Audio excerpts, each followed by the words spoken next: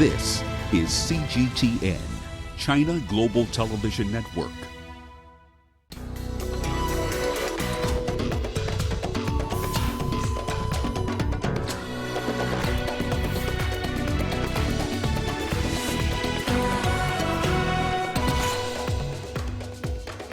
Ten Turkish sailors seized by pirates off Nigerian coast. UNICEF says current Ebola epidemic in DR Congo is affecting more children than before. And Al-Shabaab threatens to attack clan elders ahead of August polls in Somalia. Hello and welcome to Africa Live, only on CGTN. I'm Karen Roberts, live in Nairobi. Ramanayang joins me now with all your business headlines. That's right, Karen. Here's what's coming up in the course of the hour. Taxi drivers using mobile phone apps in Kenya go on strike for a second day. And Zimbabweans decry the cost of living in the country after headline inflation goes over 170% in the month of June. We'll have the details on those stories and lots more coming your way in the course of the hour. For now, though, let's start with the latest in current affairs with Karen. Thank you very much, Rama. 10 Turkish sailors were taken hostage by armed pirates off the coast of Nigeria on Tuesday. Shipping company Kadioklu Denizcilik said 8 other sailors were also aboard the ship. Kadioklu said its Turkish-flagged Paksoy 1 cargo ship was attacked in the Gulf of Guinea as it sailed from Cameroon to Ivory Coast without freight. In a statement, the company said, according to initial information, there were no injuries or casualties reported.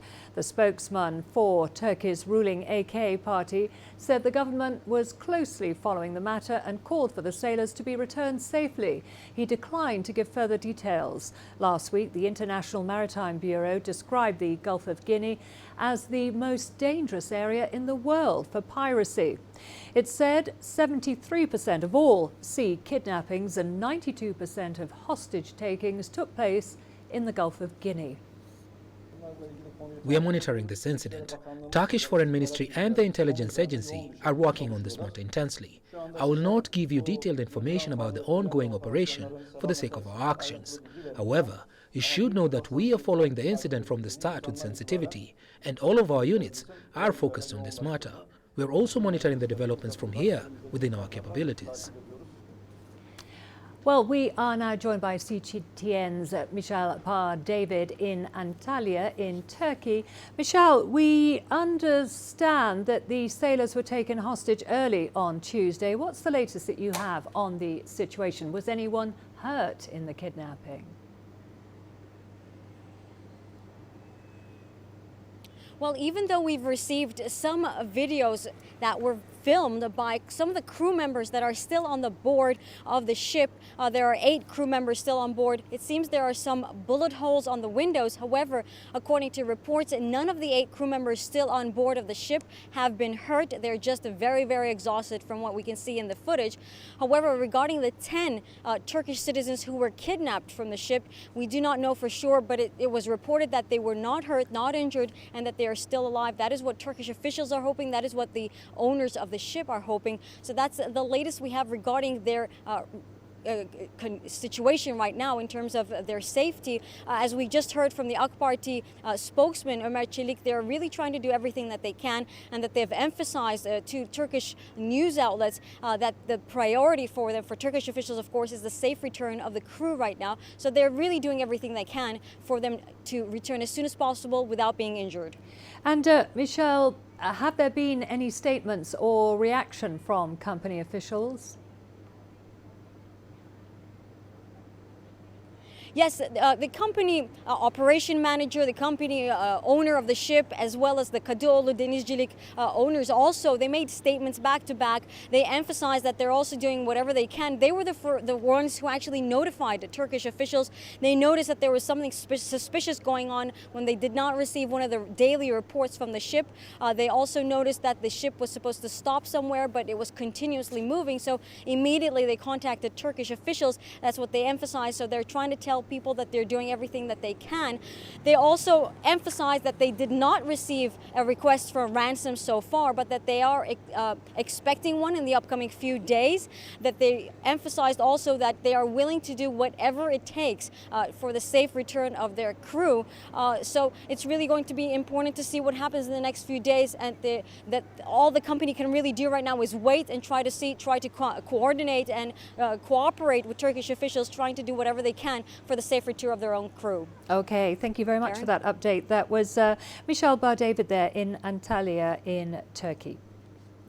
Moving on to other news, UNICEF has warned that the Ebola outbreak in the Democratic Republic of Congo is proving deadlier among under 5s than ever before. CGTN's Brian Toussaint tells us more.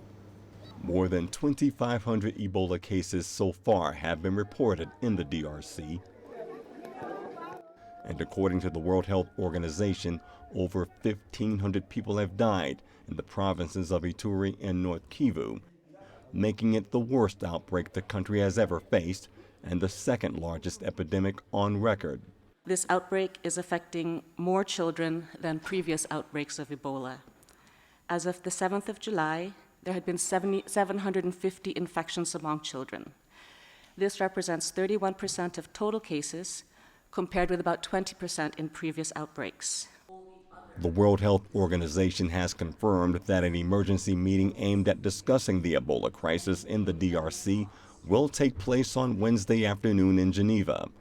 The aim of the meeting is for DRC representatives, UN health experts, and partners to decide whether the situation warrants declaring an international emergency guided by international health regulations. This is the 4th time the emergency panel will have met during the current outbreak. It follows confirmation that the disease has been identified in Goma, a city of 2 million people bordering Rwanda. The WHO estimates that about 1,100 people cross the DRC border into Rwanda every month. The committee would like to avoid putting a country in isolation, in fact, that in a way that might impede the response. Regardless of the committee's decision, measures are already underway to prevent the transmission of Ebola from DRC across its vast borders. The WHO's Director General has confirmed that more than 161,000 people have so far received vaccinations and another 140,000 contacts have been traced. Brian Toussaint, CGTN. Well, CGTN's Chris Ochemringa joins us now from Kinshasa. Chris, UNICEF today warned that the Ebola epidemic is proving deadlier among under 5s than ever before. What's the situation there on the ground?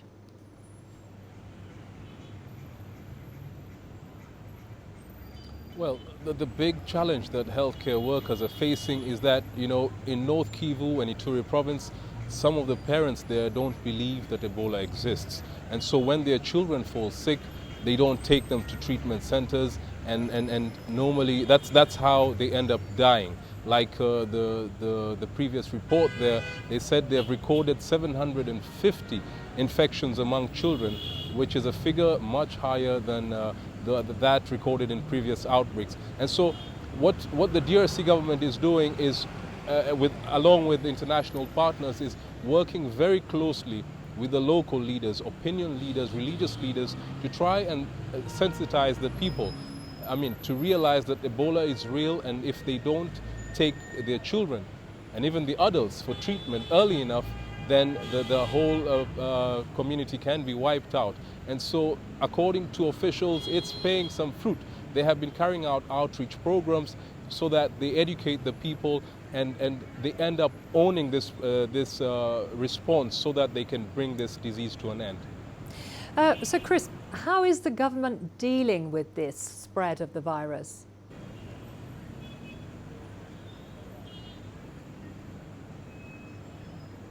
The government has issued guidelines to people, working very closely with international partners like WHO and the UN, to try and tell them what they need to do to avoid contracting this very deadly disease. But they're working in a very, very difficult environment that has so many rebels, about 50 different rebel groups operating in the area, and so it's a big challenge. They've just been holding this very high-level meeting in Geneva, where they have been taking stock of what they have done and what they need to do to mobilize all the support they can get to bring this outbreak to an end in the next, they have a plan for the next 6 months on what they're going to do to try and bring this outbreak to an end. Okay, Chris, thank you very much for that update. That was CGTN's Chris Ochenringa there in Kinshasa. The pace of progress in reducing the number of new HIV infections, increasing access to treatment and ending AIDS-related deaths is slowing down. That's according to a new report released today by UNAIDS. Well, globally, around 1.7 million people became infected with HIV in 2018. That's a 16% decline since 2010, driven mostly by steady progress across most of Eastern and Southern Africa.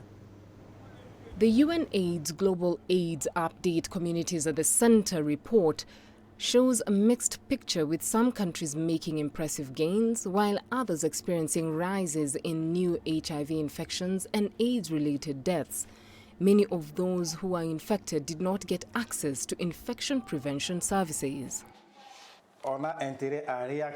We need to update and restart prevention campaigns among the general population because we thought we had won the fight. But in my humble opinion, it's not effective.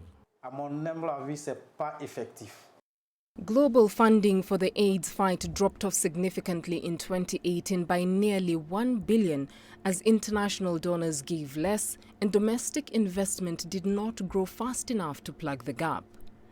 Around $19 billion was available for the AIDS response in 2018, falling $7.2 billion short of the total $26.2 billion UNAIDS said it needed by 2020.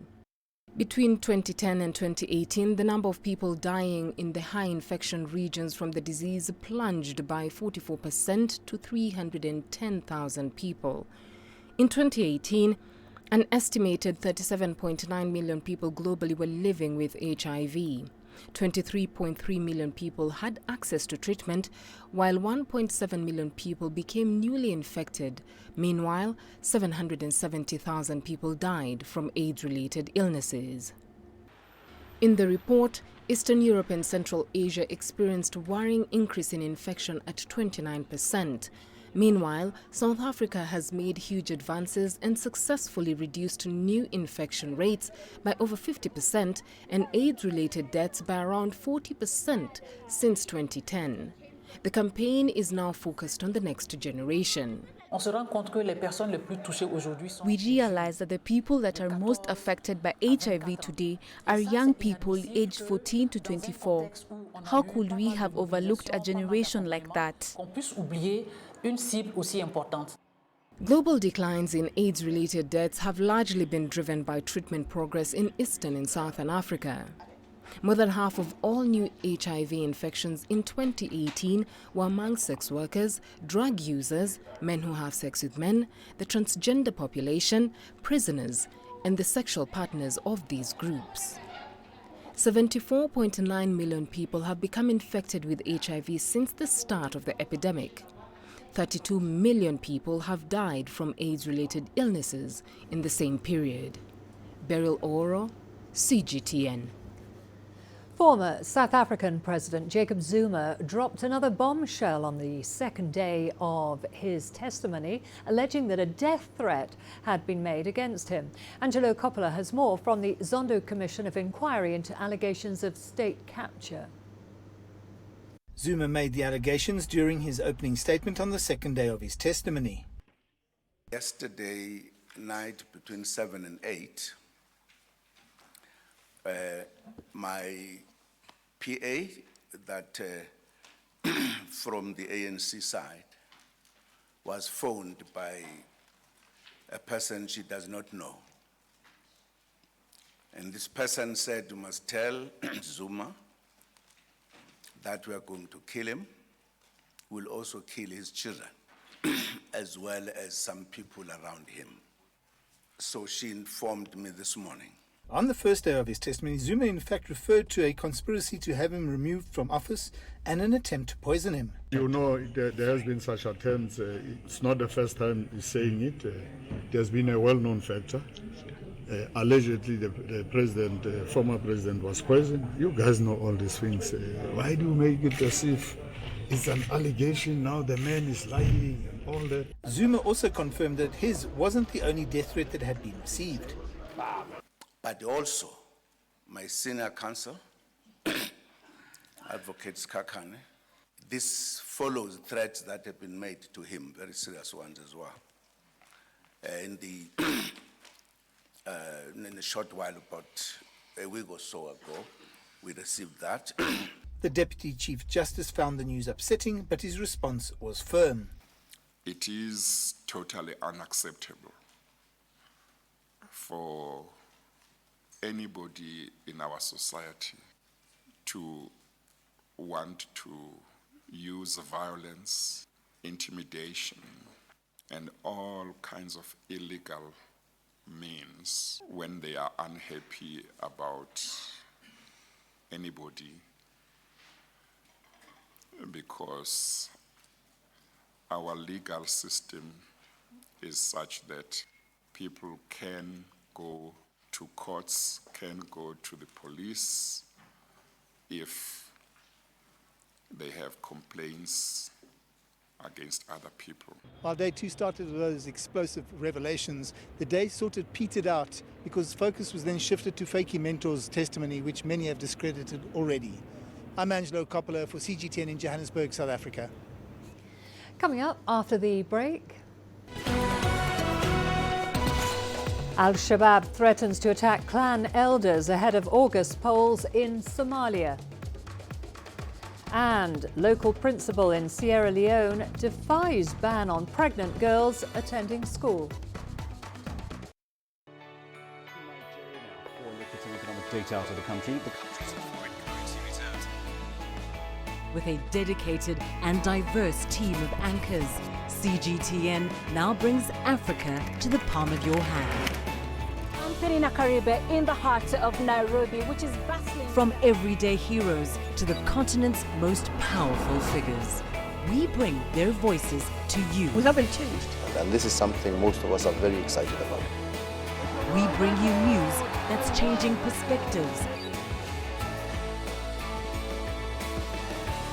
Reporting from Nairobi City Center. News that brings Africa to the world.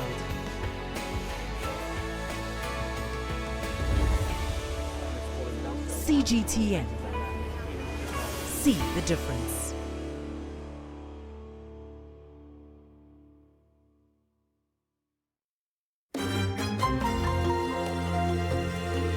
Africa Live. Find your voice.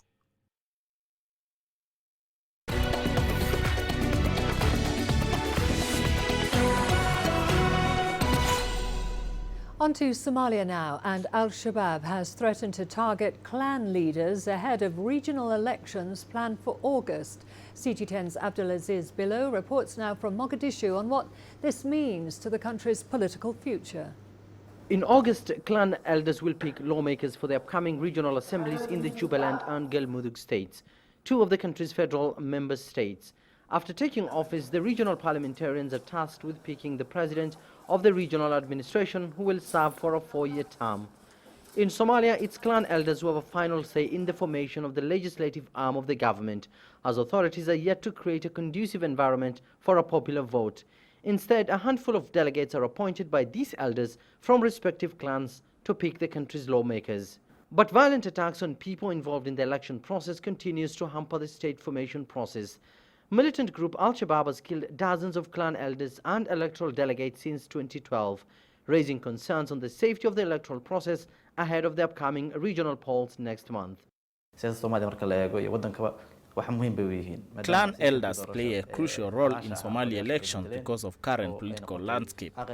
This is why Al-Shabaab continues to target clan elders, because they are foundation of the past and present administrations both at the regional and federal level. On Friday, a car bomb in the port city of Kismayo killed a presidential candidate and clan elders. At the time of the attacks, regional politicians and tribal elders were inside the hotel discussing an upcoming regional election that has since attracted many candidates. However, despite increased insecurity, the international community has urged authorities to ensure that the vote is free and fair. I underscored the strong views of the international partners that this process must take place without violence, on time, and without interference, and that it follow a fair and transparent process broadly acceptable to all. Such a process would enhance prospects for peace, stability, and economic development in Jubaland and in the region. The selection process for regional lawmakers is already underway in the port city of Kismayo, just days after a deadly terrorist attack killed more than 26 people. Meanwhile, security has been heightened in and around the city as more and more applicants continue to declare their candidacy for various elective posts in the region. The general elections are also due to take place in 2021. But despite government assurances, the realization of a public vote remains a far-fetched dream for now, as insecurity and Al-Shabaab's ever-increasing threat in the region continues to remain the biggest setback to the country's rocky road to democracy.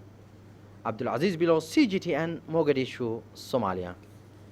Authorities in Cape Town say the city is very much open for business despite its alarmingly high crime rate. Around 100 people were shot or stabbed to death in townships around Cape Town over the last 2 weekends. Residents in Cape Town's crime-stricken areas have been waiting for members of South Africa's National Defence Force to arrive for the past week. This after Police Minister Beke Cele announced that soldiers would be deployed to gang and crime-infested areas to help the police on the ground. Despite this, nearly 50 people lost their lives in senseless acts of gangsterism and crime in townships around Cape Town this past weekend. We completely support the army coming in to become another force multiplier so that there are more boots on the ground, but also as periphery support to the local police to be able to conduct their operations in arrest and confiscation of weapons. I want to say this weekend past, there were joint operations, even though the figure was high. Cape Townians, particularly people living in areas where they are terrorized by gangsters and criminals, say they are desperate for Cape Town's high crime rates to come to an end. They say the army has to step in and help the police as a matter of urgency. I've been robbed with 2 guns. So I think the army, it has to come. It has to come to help people. The army should come and help, you understand? Because there are some other places that are dangerous. I think the army should come and help police. I think in terms of security, then it's going to help. I mean, it's bad. Yeah, it's just bad because it's out of control. A very important aspect of our whole policing drive and our policing operations is to secure our own people in our 10 townships, but to also say to foreign tourists that Cape Town is still open for business. Cape Town is still the most beautiful place in the world, I think, but that Cape Town will make sure that every tourist who come here will be safe and that you will be assured that you will have the greatest time when you come to Cape Town. The Western Cape government has called on national government to cut through the red tape and get the army on the ground as soon as possible. Our people have really given up hope and thought that the situation is really so bad that nothing will help. And I think the presence of the army will really restore their confidence, not only in the police, but in the government. Renée Delcalm, CGTN, Cape Town, South Africa. Some African migrants are now taking an unconventional route in their search for a safe journey. They're joining their Latin American counterparts on a trip to the southern border of the United States. This perilous journey can take months, even up to a year, as migrants cross multiple borders in countries completely unfamiliar to them. CGTN's Daniela Pearson has more on that story. Blaise Duluyele has endured a grueling 4-month journey through 8 countries to reach the United States. Instead of venturing Europe across the Mediterranean, he and his wife have instead taken a land route in search of safety. But the journey with their children, aged 6, 4, and 11 months, has been no less dangerous. They quickly ran out of money and nearly starved as they fed on unknown leaves. Enduring disease, their feet were swollen from trekking for miles on foot. I thought of death. I really didn't think I would survive. It was really, truly terrifying. There were people we were walking with who died. There was a person behind us, his wife died, with their 3 children. Imagine for me to get out with my whole family. Yes, for me, that's a success for me. In recent weeks, there has been a rising trend in African migrants. Fleeing extreme poverty or violence, they are entering the US through its southwest border, a route typically associated with migrants from Latin American countries. When we talk of democracy, we see America. We see the United States of America. Me, I think that I'm in the United States. I can express myself freely. I'll have security and protection. That's the reason why I chose the United States. But for me, it's a place I'll have protection with my family.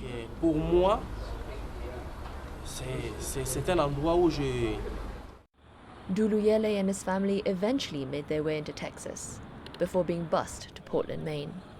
Their journey has been tough, but not impossible. Frankly, I wouldn't advise anyone to take that route. It was bad and dangerous.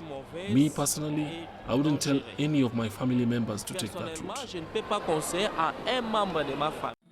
The family has reached safety, but whether they can apply for asylum and legally remain here is another matter. A new rule by the Trump administration now prevents migrants from seeking asylum if they've traveled through another country first. Daniela Pearson, CGTN. In Ethiopia's capital, Addis Ababa, thousands of pupils benefit from school feeding programs, and these schemes have improved school performance and attendance. CGTN's Girum Chala has been speaking to experts and stakeholders in the country's program. A recurrent lower school attendance, dropouts, and poor performance of pupils gave birth to the plan of feeding students in schools around Ethiopia's capital, Addis Ababa, and across the country. The program now is showing effective results. I know that Ethiopia is working very well. In very recent years, they started to work around emergency time in order to cope up the program. In order to cope up the school feeding part as a kind of a support to sustain the education program. They are using that program within emergency context very well. Unlike the rest of the country, Addis Ababa's school feeding program has been left mainly for charity organizations. And now that the city administration has intervened, the move has earned appreciations even from the continental organization, the African Union. I'm happy and glad that Ethiopia, particularly steered by the First Lady and the Mayor of Addis Ababa, are starting to support this program and own a program called Homegrown School Feeding in Addis Ababa, which is hoped to expand to the rest of the countries. Ethiopia's move of strengthening its homegrown school feeding program is also in line with the Sustainable Development Goals, especially that of SDG 1 up to 5. It's a very important aspect in SDG 4. For example, it increases the access, quality, retention, reducing the dropouts, and all aspects of sustainable education and education promotion is very much being worked out. It was in January 2016 the African Union has adopted under Declaration 589 the homegrown school feeding program to be promoted across the continent. Ethiopia's move, therefore, is now a complete compliance with that declaration, with, of course, a number of other fellow African states to follow. Girum Chala, CGTN, Addis Ababa, Ethiopia. One headmaster in Sierra Leone is defying a ban on pregnant girls attending school. This move has led to a fight against a law that rights groups say violates human rights. Its legality is currently being considered by the ECOWAS court. When Maria Tusise realized she was pregnant at 14, one thing scared her more than the social isolation: the Sierra Leonean law that bans young expectant girls from attending school. But she defied the ban and kept going to school regardless. They would call me names and say, "Mariatu, you got pregnant," laugh at me and try to tear at my uniform, but I still kept going. I still wanted to continue school after learning I was pregnant. I love education. That's what made me want to continue. When I would show up, people would ridicule me, but I summed up the courage to continue going. Moved by Sisi's resolve, the school principal defied the law, risking his career and becoming an unwitting figurehead in the fight against a rule that rights groups say is outdated and stigmatizes teenage pregnancies. I was first afraid because of I don't want to lose my job, because I don't want to. I've seen that I've violated the law of the government, called the minister who said this, that should ban children who are pregnant. But in time to come, because of the persistence of that girl coming to school, whether the committee disturb her or not, coming to school continuously, so I have that passion, I have that feeling that this girl should not go away. The school, whose name is withheld at Conte's request, is the only one in Sierra Leone known to be allowing pregnant girls to continue with their schooling. Women's rights group Equality Now has filed a challenge to the ban last year before the Economic Community of West African States Court in Nigeria. We're confident that the case we have in front of the ECOWAS court will be a successful one because of a number of key reasons. One is just the evidence of how many girls are affected by this and how discriminatory it is against these girls. Secondly, the law itself in Sierra Leone. This policy is inconsistent with the Constitution of Sierra Leone. It's very clear. And also, it is about Sierra Leone's commitments under international law and international justice. And we believe that the case summarizes all of these things very clearly. The ban in Sierra Leone was adopted in 2015 after teenage pregnancies rose, in part due to a surge in rapes by men taking advantage of unsupervised and vulnerable children during the West African Ebola outbreak. Right now, children will get pregnant regardless of whether they are allowed in school.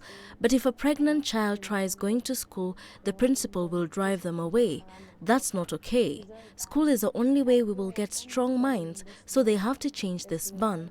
Whether or not they're pregnant, girls have to go to school because education is very important. Since taking office last year, President Julius Maada Bio has expanded primary school access and introduced new legal protections against sexual violence, but they have not moved to lift the ban.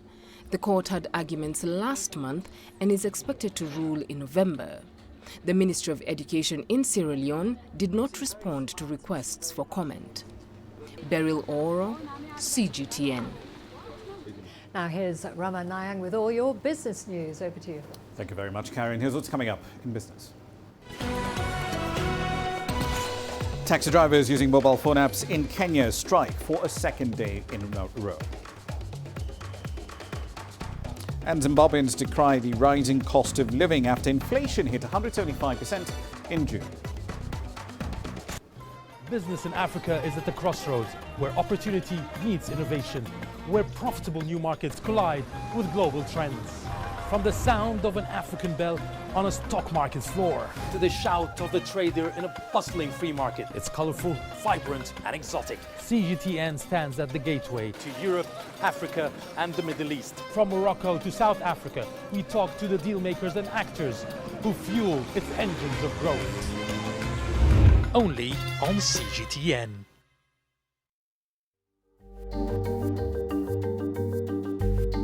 Africa Live. Find your voice.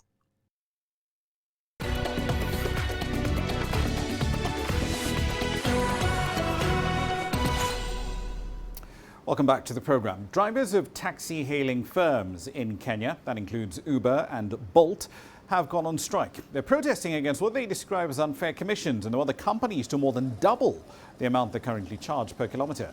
Uber currently charges a minimum of 16 cents per kilometre travelled. Bolt, on the other hand, charges about 14 cents. Now, the drivers want the charges increased to a minimum of 50 cents per kilometre. The strike comes at a time when inflation in June was about 5.7% compared to 4.28% at the same time last year. Consumers feel burdened by an increase in the price of a range of commodities, from utilities like water and gas and electricity to food and housing prices as well. We want the rates to be regulated so that we can earn at least 50 US cents and not less than that per kilometre.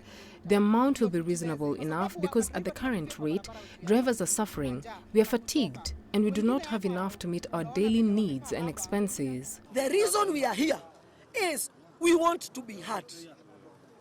We are willing, all these drivers are willing to sit down. We have our leaders who have been sitting with these people and they have not listened.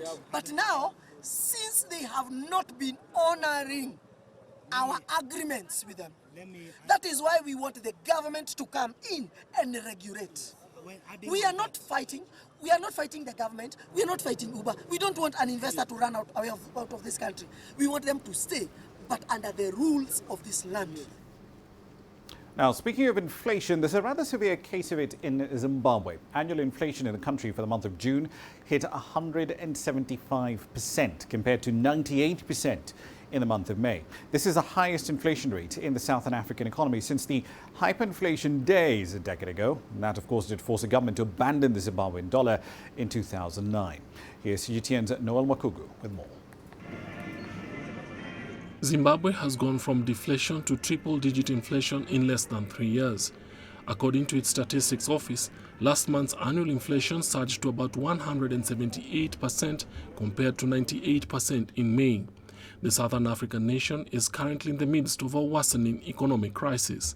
The prices of food, clothing, furniture and healthcare are all rocketing, increasing by more than 200%. I think it's also making us a less consumptive population, because now you have to really see what is necessary. Do I need this? Maybe not.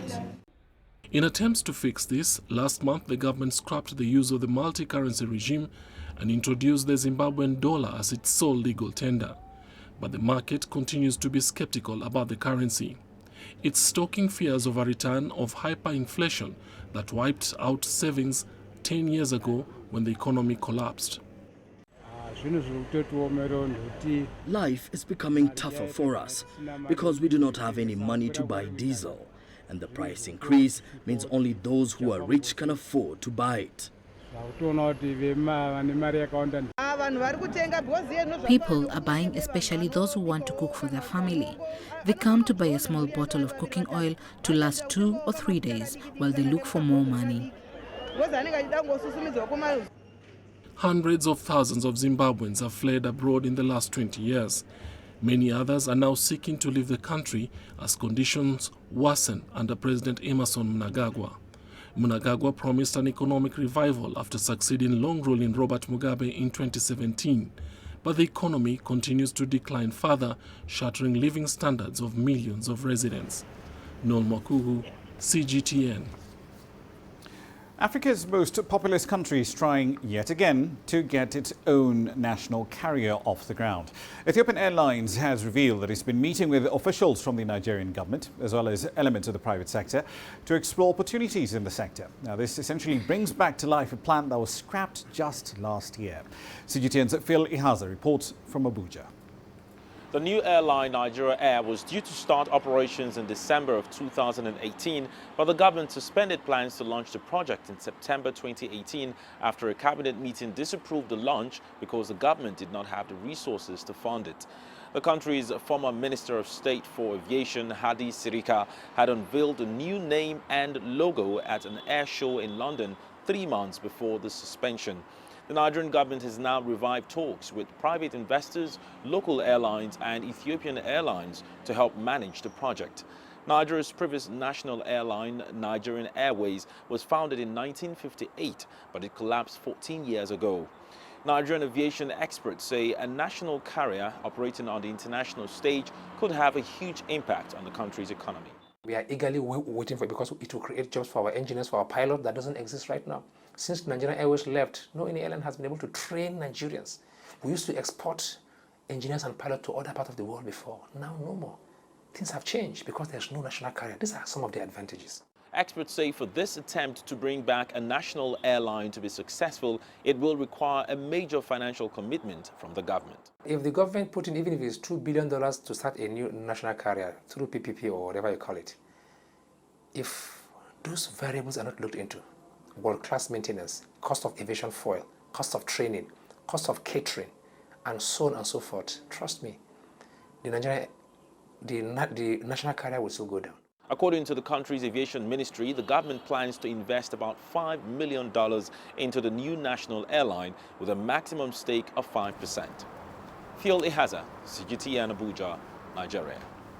Right, on matters further afield now, the U.S. Treasury Secretary Steve Mnuchin says that the Trump administration is concerned that the new digital currency, Libra, planned to be launched by Facebook, could be used for illicit activity. Money laundering certainly comes to mind.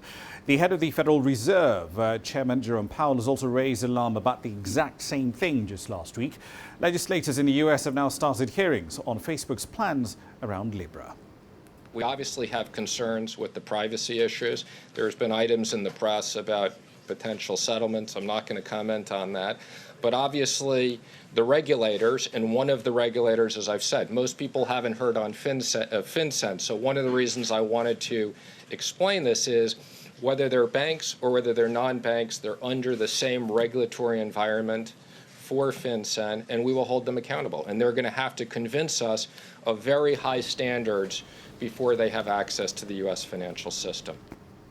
One last story for you. The telecoms equipment maker Huawei says it will be investing $3.1 billion in Italy over the next 3 years. The Chinese company's Italian unit CEO, Thomas Miao, said in Milan, that the investment would create 1,000 new jobs. Local media reported on Monday that the investment would include about $1.2 billion, covering operations and marketing, another $1.9 billion in direct supplies. In addition to all of that, $52 million will be going towards research and development.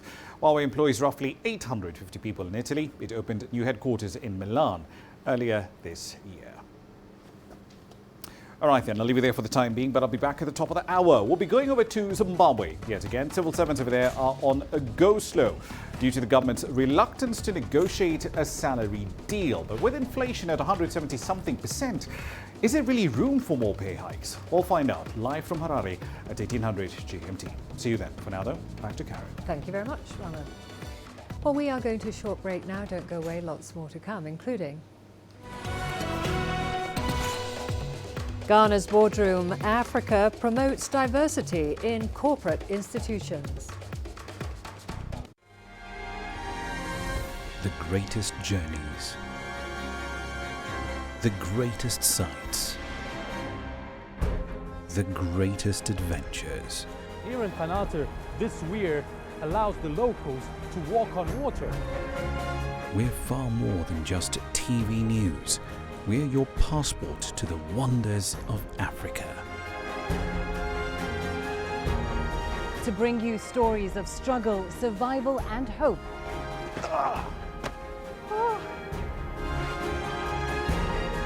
So let's explore.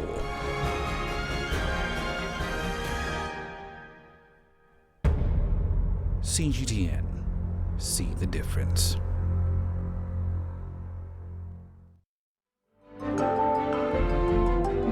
Africa Live. Find your voice.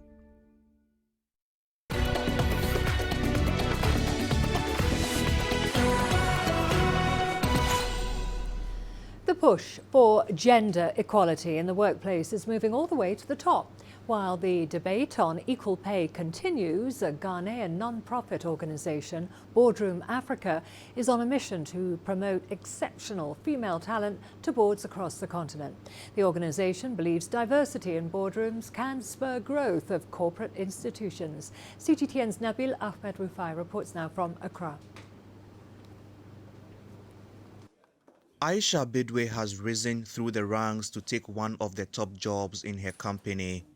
As a governance board member, she now helps to steer her firm's future. The journey really, has never been straightforward. I don't think anybody's journey is straightforward. There's always been, curves, there's been bends in the road, there's been hills, there's been valleys. But I think what is important and what has always been consistent is the fact that it takes a lot of hard work and determination. There's no shortcuts. And I know this is the same thing everybody says, but that's the truth. A 2015 research by global management consulting firm McKinsey shows that women make up only 14% of board directors and 5% of CEOs in Africa. With such low representation of women in the workplace, non-profit organization the Boardroom Africa is looking to get more women like Aisha Bedwe into positions of power. Research shows across board that when boards are diverse, companies perform better. And they perform better because there are diverse opinions.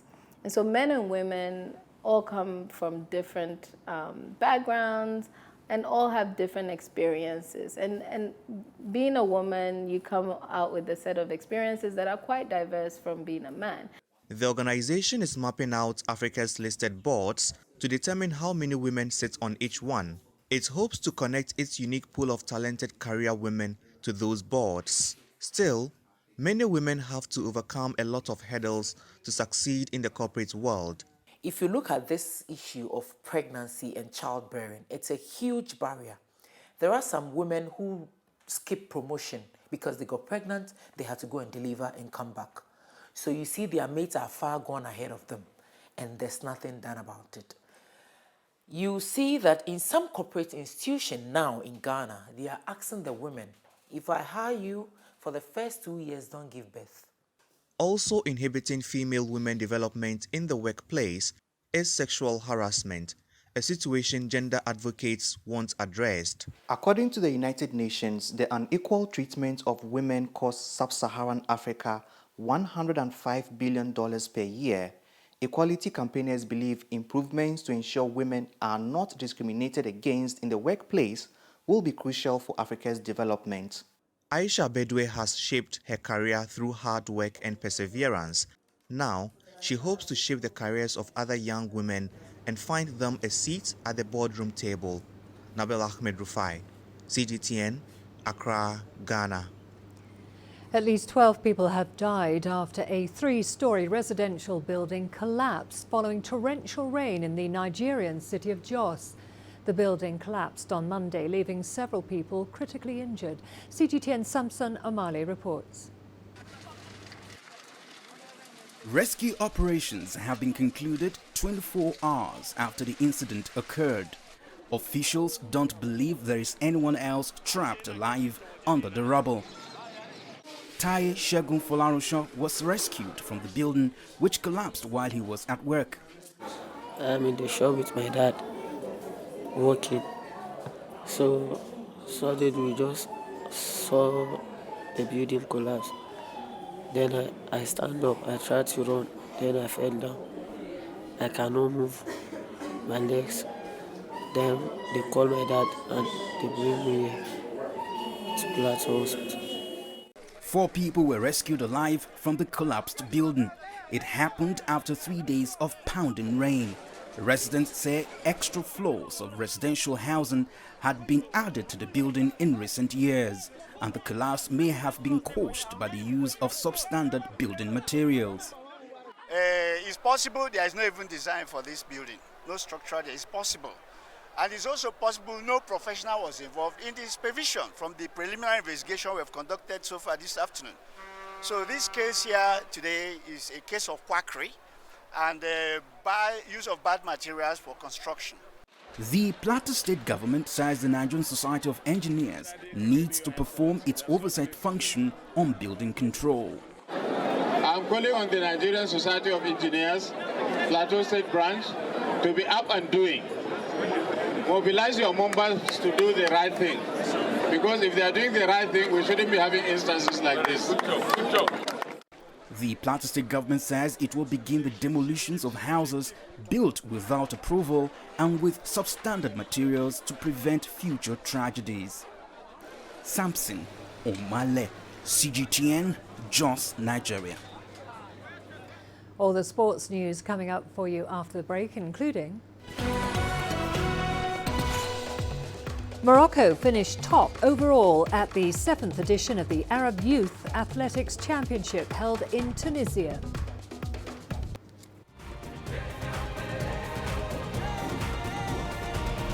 Africa Live. Find your voice.